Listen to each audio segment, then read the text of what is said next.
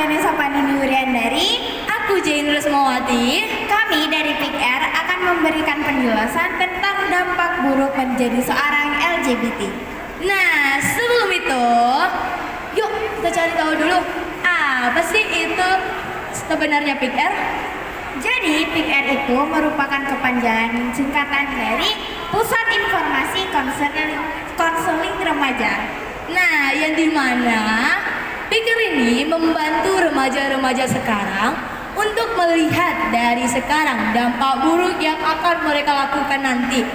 Ketika contohnya kita beritahu ya, contohnya itu saat pernikahan dini.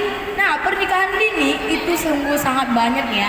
Dan itu kita harus pikirkan ke depannya, apa sih yang bakal terjadi.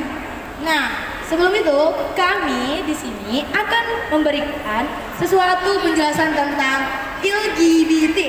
Nah, kalian penasaran kan apa sih itu LGBT? LGBT sendiri merupakan singkatan dari lesbian, gay, biseksual, dan transgender.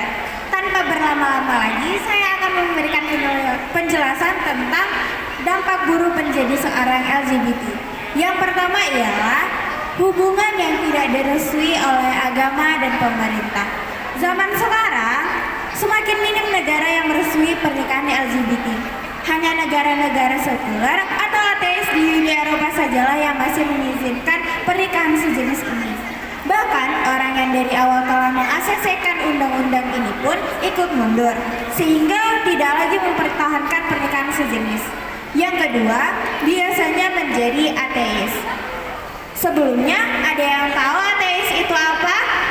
Ya, kami nggak tahu Kak, apa sih itu ateis? Jadi ateis sendiri adalah orang yang tidak percaya akan agama dan adanya Tuhan.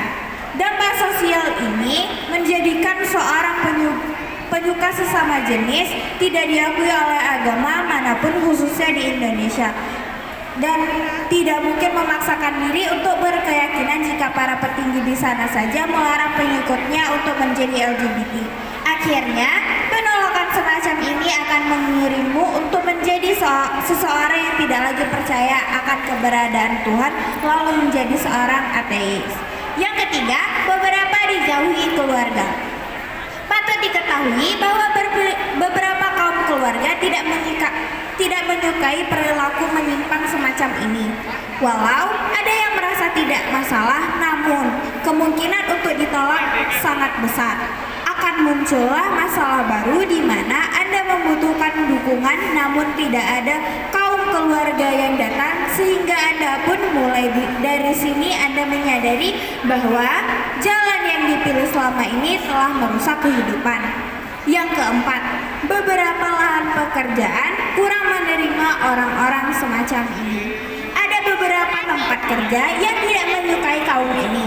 Bahkan saat melamar kerja saja mereka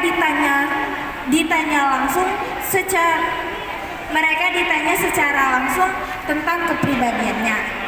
Yang kelima, rentan stres. Ini merupakan akibat dari penolakan yang semakin luar biasa. Tanpa disadari, tekanan yang datangnya bertubi-tubi dari luar telah meluluh lantakkan suasana hati.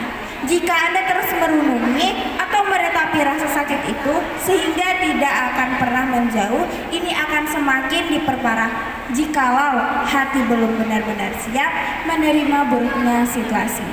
Nah, teman-teman, kita sudah mengetahui nih apa sih dampak-dampak LGBT.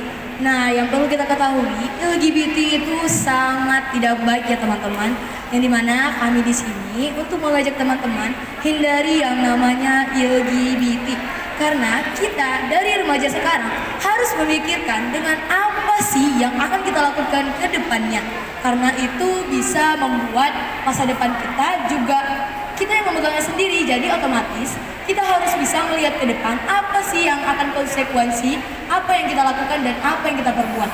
Nah teman-teman, mungkin di Indonesia ini mungkin sudah begitu banyak budaya dari luar datang ke Indonesia, terutama dalam contohnya berpakaian, dalam berbicara, maupun dalam setiap perbuatan yang kita lakukan. Tentunya kita seperti anak remaja sekarang mengikuti tren ya teman-teman. Jadi kita harus menghindari yang namanya LGBT. Sekian dari kami mohon maaf jika kami salah kata. Aku Jain Resmawati. Aku Ganesha Pandini Wuryandari, pamit undur diri. Terima kasih. Wassalamualaikum warahmatullahi wabarakatuh. Selamat sore semua.